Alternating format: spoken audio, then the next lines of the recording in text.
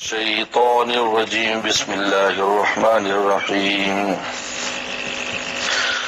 قل ادعوا الذين زعمتم من دون الله لا يملكون مثقال ذرة في السماوات ولا في الأرض وما لهم فيها من شرك وما لهم فيهما من شرك وما له منهم من ظهير ولا تنفع الشفاعة عنده إلا لمن أذن له حتى إذا فزع عن قلوبهم قالوا ماذا قال ربكم قالوا الحق وهو العلي الكبير قل من يرزقكم من السماوات والأرض قل الله وإنا أو إياكم لعلى هدى أو في ضلال مبين قل لا تسألون عما أجرمنا ولا نسأل عما تعملون قل يجمع بيننا ربنا ثم يفتح بيننا بالحق وهو الفتاح العليم قل أروني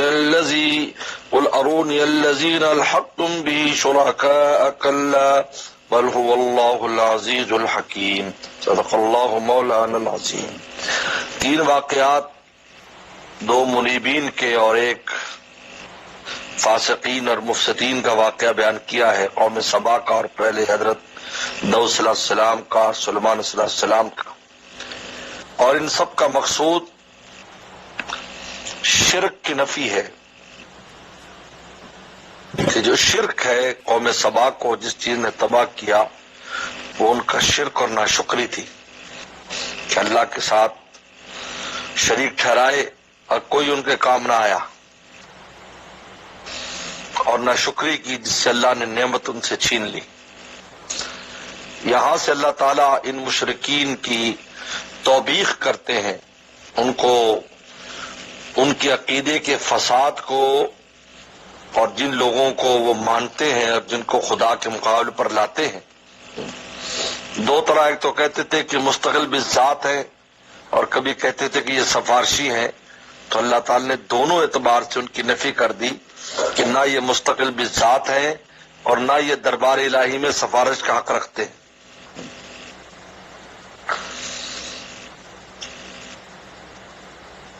اور پھر اللہ تعالیٰ نے اپنے شان رزق کو بیان کیا ہے کہ اس بات کو تم بھی تسلیم کرتے ہو کہ رزق کون دیتا ہے، یہ پورا بڑا نظام کون چلاتا ہے۔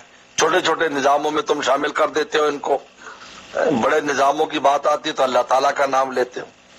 اس لیے ہمارے مرشد فرمایا کرتے تھے کہ آج تک کسی بھی جھوٹے خدا نے، یہ تو بت ہے تو ویسے ہی کسی کام کے نہیں، لیکن جو اپنے پاس اختیارات رکھتے تھے، بادشاہ تھے جیسے نمرود تھا یا فرعون تھا، شداد حامان تھے، اپنے آپ کو خدا کہتے تھے، انہوں نے بھی کبھی بھی اللہ تعالیٰ کی بڑی خلقت کے پیدا کرنے کا دعویٰ نہیں کیا کہ میں نے سمندر بنایا، میں نے سورج بنایا ہے، میں نے آسمان بنایا، میں نے زمین بنائی۔ وہ کہتے ہمیں اختیار ہے، ہم کسی کو زندہ کر دیتے ہیں، کسی کو مار دیتے ہیں، کسی کو چھوڑ دیتے ہیں، ہمارے پاس ایسا ملک ہے، ہمارے پاس نہری، یوں کر کے اپنی خدائی کو ثابت کرتے تھے۔ لیکن جو بڑی خلقت ہے، اللہ فرماتا رب السماوات والارض، ایسے جب اللہ تعالیٰ بیان کرتے ہیں تو پھر ان سب کی بولتی بند ہو جاتی ہے، پھر کسی میں ہمت نہیں ہے کہ یہاں بات کر سکے۔ اور اس کو یہ مشرکین بھی سمجھتے تھے کہ اس عظیم الشان نظام میں ان کا کوئی اختیار نہیں ہے، آسمان سے بارشیں برسانا اور زمین سے کا یہ بت وغیرہ یہ کچھ نہیں کر سکتے، یہ دوتا اور یہ جو جھوٹے الہ ہے یہ کچھ نہیں کر، یہ بات وہ خود بھی تسلیم کرتے تھے۔ اس بات کو چھوٹی چھوٹی چیزوں میں شریک کر رہے ہیں، تو اللہ تعالیٰ فرماتے جب اتنے بڑے نظام کو مولا چلا رہا ہے تو چھوٹا نظام اس کے لیے کیا مشکل ہے، اس کے لیے ان کی شرکت کی ضرورت پڑ جائے۔ بھائی شرکت کی ضرورت انسان کو جو پڑتی ہے وہ بڑے کام میں پڑتی ہے، چھوٹے میں تو نہیں پڑتی، چھوٹا تو خود بھی کر لیتا ہے۔ اگر مجھے یہ جو ہے وہ ٹیشو کا ڈبہ اٹھانا ہے تو میں اپنے ہاتھ سے اٹھا لوں گا، مجھے اگر کرسی اٹھانی ہے، میز اٹھانا ہے تو میں کہوں گا بھی میرے ساتھ تعاون کرے۔ ایک سوچنے کی بات ہے۔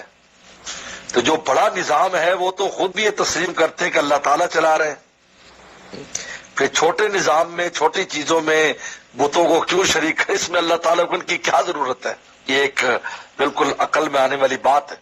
اس لیے قرآن مجید جو ہے وہ بالکل ایسا اسلوب اختیار کرتا ہے کہ جو بالکل ہر آدمی سمجھتا ہے اس بات کو کہ جب بڑے بڑا نظام، آسمان و زمینوں کا نظام، بارشوں کا نظام، کھیتی باڑی کا نظام، یہ بڑا نظام اللہ چلا رہے ہیں، تو پھر چھوٹے نظاموں میں ان بتوں کی کیا ضرورت ہے؟ اور یہ ان کی شفاعت کی کیا ضرورت ہے؟ شفاعت کے قوانین ہیں، شفاعت کے اصول ہیں، اس میں بنیادی شرط ہی ایمان ہے کہ ایمان ہوگا تو کسی کی سفارش کر سکتا ہے، جب ایمان ہی نہیں ہے تو کیا سفارش کریں گے؟ کہ فرماتے قلدو، کہہ دیجئے بلاؤ ان کو، الذین زعمتم من دون اللہ، جن کو تم اللہ کے علاوہ گمان کرتے ہو ان کو بلاؤ، بلاؤ، تم لے کر آؤ میدان میں ان کو، کون ہے وہ بت، کون ہے، لے کے آؤ۔ لا یملکون مثقال ذرۃ فی السماوات ولا فی الارض، وہ تو ایک ذرے کی مقدار بھی، مثقال میں نہ مقدار یا وزن، ذرے کے وزن کے برابر بھی زمین آسمان کی شے کے مالک نہیں ہے۔ جب اتنی چیز میں بھی ان کی ملکیت نہیں ہے تو کیسے خدا کے مقابلے پر آئیں گے؟ ہر شے کا اللہ تعالیٰ مالک ہے۔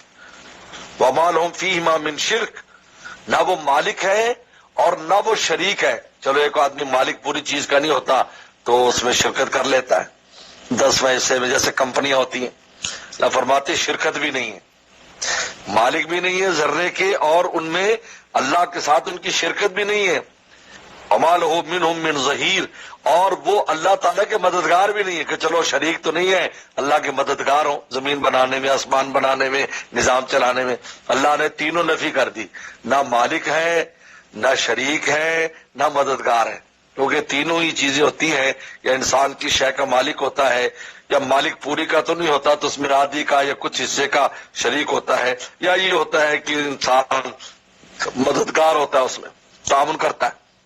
تو اللہ نے کہا تمہاری یہ جو جھوٹے خدا ہیں، یہ جو تمہارے بت ہے، تینوں میں سے کچھ بھی نہیں، نہ وہ مالک ہے، نہ وہ ملکیت میں شریک ہے، نہ اس زمین آسمان کے نظام میں وہ مددگار۔ اللہ نے بالکل دروازہ بند کر دیا اس کا۔ اب رہ گئی کہ سفارشی ہے، چلو جی مالک تو نہیں ہے لیکن دربار الہی میں سفارشی ہے۔ فرمایا ولا تنفع الشفاعۃ عند الا لمن اذن له، فرمایا نفع نہیں دیتی سفارش اللہ کے ہاں مگر وہ جس کو وہ اجازت دیں، اور وہ اجازت پہلے تو اجازت نہیں ہوگی، پھر جب اجازت دیں گے تو انبیاء صلی السلام کو اجازت ہوگی، علماء کو اجازت ہوگی، شہداء کو اجازت ہوگی، فرشتوں کی اجازت ہوگی، مومنین کو اجازت ہوگی۔ تو اجازت اول تو سفارش کاری کوئی نہیں سکتا، اگر کوئی کیا کرے گا تو اللہ تعالیٰ کی اجازت سے کرے گا، اور اس کے لیے مخصوص طبقات ہیں جن کو اللہ اجازت دیں گے، ان میں ان کا تو کوئی ذکر ہی نہیں۔ حتی اذا فزع عن قلوبہم، یہ جو آیت مبارکہ ہے اس کی دو تفسیریں ہیں، ایک تفسیر جو اس اسلوب قرآن سے ہے جو چل رہا ہے، اور ایک تفسیر اس کی وہ ہے جو احادیث سے۔ یاد رکھیں کبھی کبھی ایک آیت کی دو تفسیریں ہوتی ہے، ایک سیاق و سباق کے اعتبار سے اور ایک حدیث کی روشنی میں۔ اس کو حضرت مولانا سید انور شاہ صاحب کشمیری فرماتے ہیں کہ مدلول اولی اور مدلول ثانوی، کبھی ایک ہی بات ہوتی ہے تو اس میں دو مدلول بھی ہوتے ہیں، ایک وہ جو سیاق و سباق سمجھ میں آتا ہے، اور ایک وہ ہوتا ہے جو شان نزول یا دوسرے اعتبار سمجھ میں آتا ہے، تو دونوں ممکن ہوتے ہیں کیونکہ قرآن نے الفاظ عام استعمال کیے ہوتے ہیں۔ یہ قرآن کا ایک قرآن قانون کی کتاب، قانون ایسا نہیں جس کو قرآن نے چھوڑا، ہر قانون کو بیان کیا ہے، جزیات تفصیلات۔ تو یہاں پر کیا ہوگا کہ جب یہ میدان معاشر میں جمع ہوں گے تو سفارش کے لیے انتظار کریں کہ سفارش کہ ہماری سفارش کی اجازت دی جائے، اور اس وقت جو گھبراہٹ ان کو پڑتاری ہوگی تو سفارش کی اجازت ہو، جب سفارش کی اجازت ہوگی تو کہا کہ ہاں سفارش کی اجازت مل گئی، تو تب وہ ہوش میں آئیں گے، کچھ تسلی ہوگی کہ اب سفارشی ہوں گی۔ لیکن ان سفارشوں میں نے بتایا جو فہرست جاری ہوگی ان میں ان جھوٹے خداؤں کا کہیں، حتی اذا فزع عن قلوبہم، جب ان کے دلوں سے گھبراہٹ دور ہو جائے گی، یعنی فرشتے کہیں گے بھائی سفارش کی اجازت ہو چکی ہے، اعلانات ہوں گے، اب کچھ تسلی ہو جائے گی، میدان معاشر والوں کو بھی سفارشیں سنی جائیں گی۔ قالوا ماذا قال ربکم، وہ کہیں گے رب تمہارے رب نے کیا کہا؟ قالوا الحق، فرشتے کہیں گے حق بات کی ہے، یا لوگ ایک دوسرے کہیں گے اللہ نے حق بات کر دی، یعنی انہی کو سفارش کی اجازت دی ہے جنہوں نے اللہ کو راضی کیا اور جو اللہ کے پسندیدہ لوگ تھے انہی کو اجازت ملی ہے۔ والعلی الکبیر، اور وہ بڑے بلند و برتر ہے اللہ تعالیٰ کی ذات۔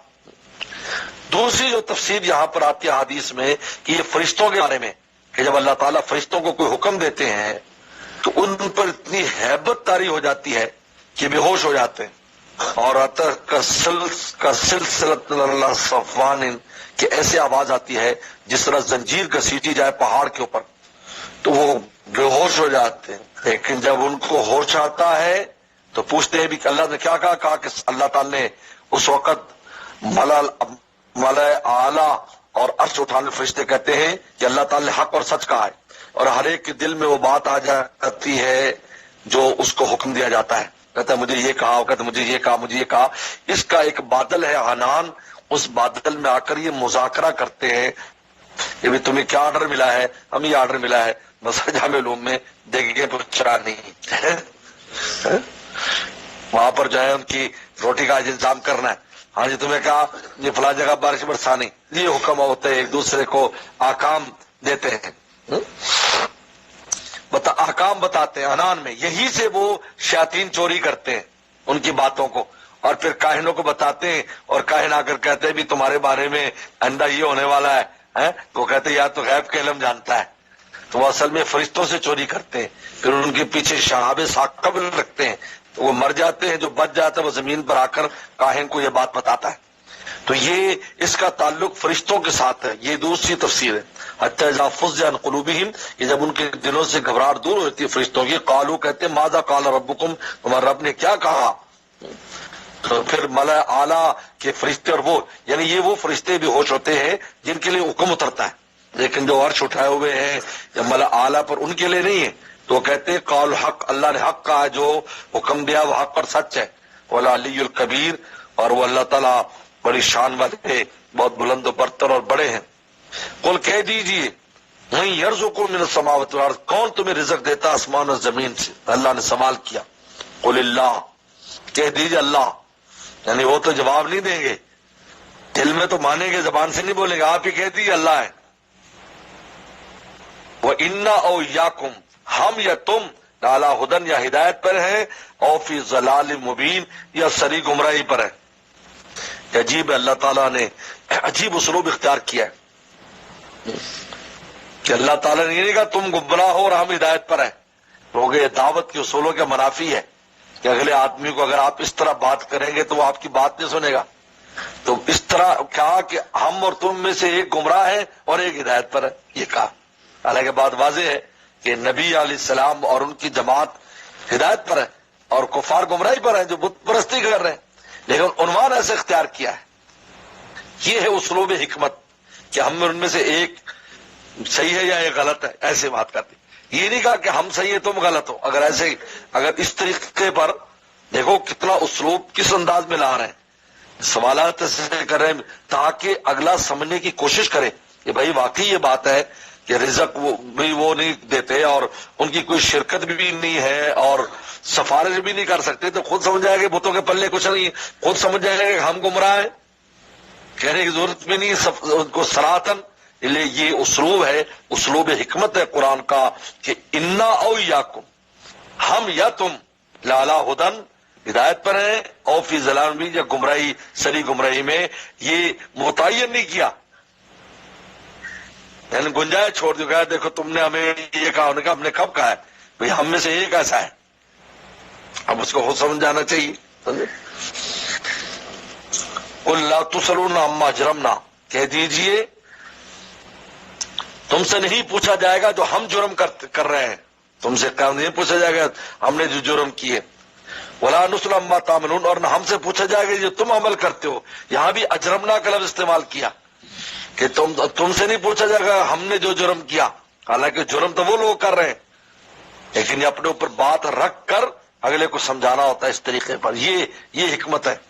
اس لیے کبھی بھی کسی کو سمجھانے کے لیے اس پر سری نفی نہ کرے انسان کہ تم ایسے ہو ایسا نہ کہے، بلکہ اس انداز میں بات کرے کہ میرے شیخ فرماتے تھے کڑوی چیز بھی ہو تو गुलकंद में रख कर खिलाए ताकि गले में तकलीफ ना हो, पेट में जाकर वो खुद अपना काम कर लेगी, कड़वी चीज उसकी इस्लाह भी हो जाएगी। हम शुरू से उसके मुंह में कड़वी ठोसने की कोशिश करते हैं, ये बहुत बुरी बात है। इससे फिर लोग बिदक जाते हैं, हक और हिदायत नहीं लेते। उनको पहले मोहब्बत से बात समझाए, ऐसे पैराए में बात समझाए, असल शय की नफी हो जाए तो बात खुद ही समझ जाएगा वो। कुरान देखो, और कह दी यजमो बैना रब्बुना, अल्लाह हमारे दरमियान जमा करेंगे, सुम्मा यफ्तु बैना बिल हक, फिर फैसला कर देंगे हमारे दरमियान बिल हक, ठीक ठीक। वल फत्ताहुल अलीम, वो फत्ता भी है, बड़ा फैसले करने वाले हैं, और इल्म वाले भी हैं। यानी फैसले, एक तो फैसला करने की पावर हो और फिर इल्म भी रखता हो, फैसला करने की इल्म और मालूमात भी हो। तो अल्लाह में दोनों चीजें, फत्ता भी है, अलीम भी है।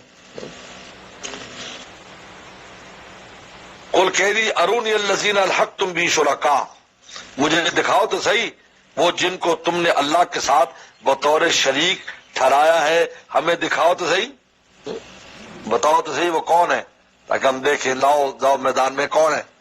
अब वो बुतों का ये तो तुमने खुद हाथ से बनाया है, कोई ऐसा शरीक जो शरीक बनने के लायक है, को बताओ तो सही, कोई है? ये है अरूनी, मुझे दिखाओ। तो खुद समझ जाएंगे भी खुदा के मुकाबले पर इन बुतों को हम कैसे लेकर जाएं, जो अपने खुद ही खड़े हुए जो बेकार हो जाते हैं तो उनको फेंक देते हैं तो नया तैयार हो जाता है। ऐसा उमर रज़ियल्लाहु ताला हंसा करते थे कि जमाना शिर्क भी अजीब था, कि कहते हैं कि जो है ना वो सत्तू का खुदा बनाकर ले जाते थे और उसकी पूजा करते रहते थे। जब रास्ते में ज़ादिरा खत्म हो जाता तो उसी खुदा को ही हड़प कर जाते। तो सत्तू का होता था तो उसको तोड़कर उसमें पानी डाल मिलाते, नरम करके खा जाते हैं। कहते मंजिल पहुंचते पहुंचते वो जो खुदा था वो खुद यानी माबूद आबिद के पेट में होता था। हंसते थे कि ये हालात हैं। जैसे एक साहबी ने अपने वालिद को, बहुत पक्का था शिरक पर, तो वो बुत को कुएं में फेंक दिया करते थे, तो फिर निकाल लाते और अपने बेटे पर बहुत गुस्से होते, फिर वो निकाल लाते। तो तीसरी दफा उन्होंने एक कुत्ता जो था, वो गंदा कुआं था, तो एक कुत्ते जो ना मरे हुए कुत्ते के जो है ना उस साथ बांध कर उसमें फेंक दिया। तो अब वो फिर जब देखा कि वो मेरा खुदा का है, तो बाबा जी फिर गए और अपनी डांग और डंडा भी साथ ले गए। वहां देखा तो वो ऊंधा पड़ा हुआ है, वो कुत्ते के साथ बंधा हुआ है, तो खूब उसकी पिटाई की। बुत की कहा कि कम वक्त तो अपनी हिफाजत भी नहीं कर सकता, मेरी क्या करेगा तुम। और अपने बेटे से कहा चल मुझे भी ले चल, कलमा पढ़वा मुझे। तो फरमाया अरूनी अल्लज़ीना अलहक़्तुम, दिखाओ मुझे वो लोग जिनको तुमने मिला अल्लाह के साथ बतौर शरीक। कल्ला, हरगिज़ नहीं, है ही नहीं, कोई है ही नहीं, वाकई में कोई है ही नहीं। वल्लाहुल अज़ीज़ुल हकीम, वाकई अगर गौर व फिक्र करे तो कौन है जो अल्लाह ताला की बराबरी कर सकते? कोई है? कोई जात, कोई जात नहीं तो बराबरी। सब में इज़्ज़ो इनकिसारी है। जिन नेक लोगों को भी लोगों ने खुदा बनाया है सब आजिज है। ईसाइयों ने ईसा सलाम को खुदा बना दिया, उनकी माँ को बना दिया। कान या कुरान था, वो तो रोटी खाते थे, रोटी के मोहताज है, कैसे खुदा बनेंगे बताइए। उज़ैर सलाम को खुदा बना दिया यहूदियों ने। उज़ैर सलाम वो थे 100 साल तक अल्लाह ताला ने उन पर मौत तारी रखी, 100 साल के बाद उनको जिंदा किया। कुरान में साफ वाक़या है, वो कैसे खुदा होंगे भाई? 100 साल जो खुदा जो है वो जिन पर मौत तारी हो, तो बताइए उस वक्त तक क्या हाल हुआ होगा मखलूक का। बताइए, जिस पर मौत तारी हो खुदा कैसे हो सकता है? तो अरूनी, दिखाइए। बल कल्ला, हरगिज़ नहीं, बल हुवल्लाहुल अज़ीज़ुल हकीम, बल्कि वही एक अल्लाह ही है जो जबरदस्त है और हिकमतों वाला है। इसके बाद इस बात रिसालत को बयान किया है, तौहीद, ये तौहीद है, शिरक की नफी का तौहीद साबित की। उसके बाद उमर अरसलनाका से जहां से रिसालत को बयान किया जा रहा है और आगे जाकर आखिरत को, क्योंकि 3 अकीदे बुनियाद है, तौहीद, रिसालत और आखिरत। बाकी अकीदे इनके ताबे हैं सारे, याद रखो। असल ये 3 है, इसलिए कुरान कभी इन असल उसूली उनको बयान करता है और कभी पूरी तफसीलात बयान करता है। क्योंकि पैगंबरों पर जब ईमान ले आते तो किताबों पर भी ईमान आ गया, फिर खैर कदर सब आ जाता है। اس طرح فرشتے آ جاتے ہیں. تو لہذا 3 عقیدے، یہ توحید کا ہے، اس کے بعد رسالت، اور اس کے بعد آخرت کا بیان ہے. تو اس طریقے پر اللہ تعالیٰ جو ہے اس صورت کے مضامین کو مکمل فرمائیں گے. صدق اللہ العظیم.